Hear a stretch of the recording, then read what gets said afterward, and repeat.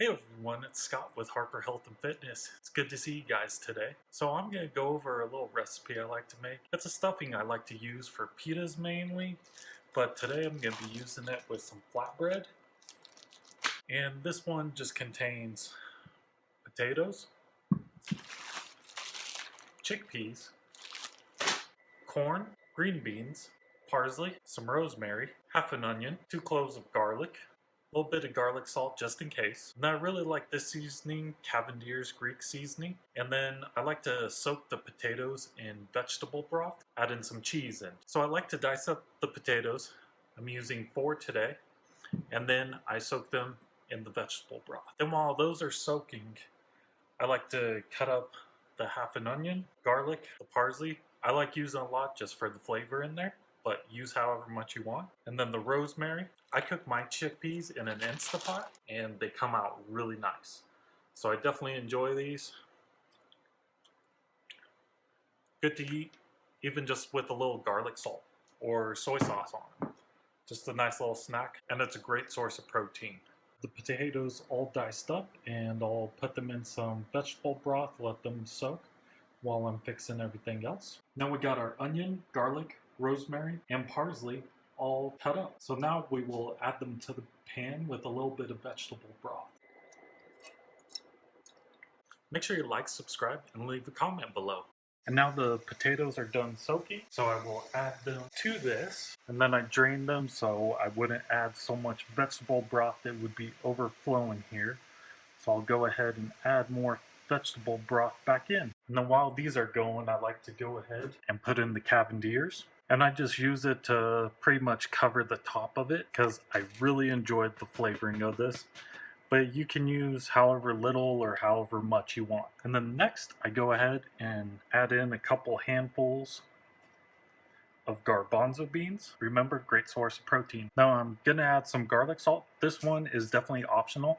I just enjoy the little extra flavor it gives, even though I have garlic in there, just to give it that little extra zing to it.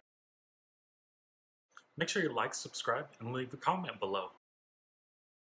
As you probably noticed, I made a little bit much and it's getting a little big, so I'm going to switch over to my wok here, add everything in so I can get it mixed. This is probably my favorite tool to use is the wok. These other pans just don't meet how big I cook for it, and that's because I always like having leftovers, so the next day it's easy. Grab something out of the fridge or freezer and warm it up. So let's go ahead and wok and roll. And then as this stuff starts getting all the seasonings in and everything, I drained the corn and green beans, so I will add those ones next. And then of course, as you go through mixing it, if you find you need a little bit more seasoning of any kind, go ahead and add that one in. So the potatoes, I let them soak for about 20 minutes in the vegetable broth. You find that you're having a little bit of trouble getting them to fully cook all the way. Next best thing to do is to get a lid that covers it and then just heat up, saute a little bit in there, and it'll help to get them not as crunchy for you if they are.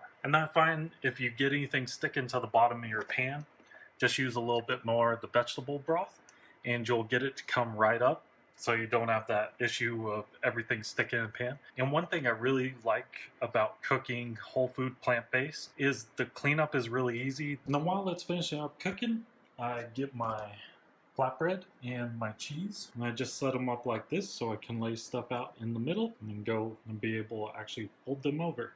And if you need to, with this cheese, I find breaking it in half makes it easier to fold it over. And of course, if you need to check to make sure the potatoes are fully cooked, go ahead, take a bite of them. But remember, it is hot. And I like to go for a bigger chunk because that's really going to tell if they are thoroughly cooked. I love that flavoring. All right. So let's go ahead and load one of these up. And of course you can just have this in a bowl. Pita pockets are a lot easier for this because you can get them right inside of it and then be able to fold them up and have a grip for it. Whereas this one's going to be a little bit more of a challenge. And I like it to sit a couple minutes to help that cheese melt. Of course you can warm the tortilla up and melt the cheese on it, or the flatbread or the pita on there.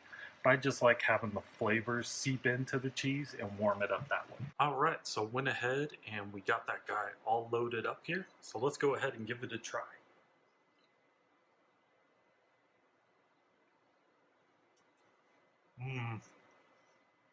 Oh yeah, that's really good. Alright guys, so that's showing you a little pita pocket flatbread recipe I like to do. Cavender is probably one of my favorite seasonings for this. Awesome little chickpeas for protein there. I hope you guys enjoyed it today. Make sure to like, subscribe, and leave a comment below to let me know if there's any videos you'd like me to do in the future or any questions you have, any suggestions. Go ahead and leave them down there below. And I look forward to seeing you guys next time. Have a great one. So very good. Make sure you guys try it out sometime.